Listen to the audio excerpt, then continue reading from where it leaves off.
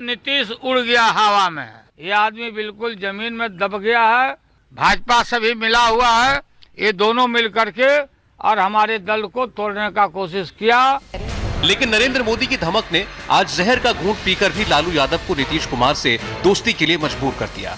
अब ये दोस्ती की ऐसी सवारी है जिसमें नीतीश विकास का पहिया खींचने का दावा कर रहे हैं और लालू प्रसाद यादव जात पात वाले मंडल राज पार्ट 2 की कश्ती में सवार हैं। तुम बोलते हो कि जंगल राज पार्ट 2 है। नहीं नहीं, यह मंडल राज पार्ट 2 है। जिस कांग्रेस और गांधी परिवार के लालू गुण गाते हैं, आज उसी परिवार के राहुल गांधी लालू के साथ मंच साझा करने से परहेज कर रहे हैं।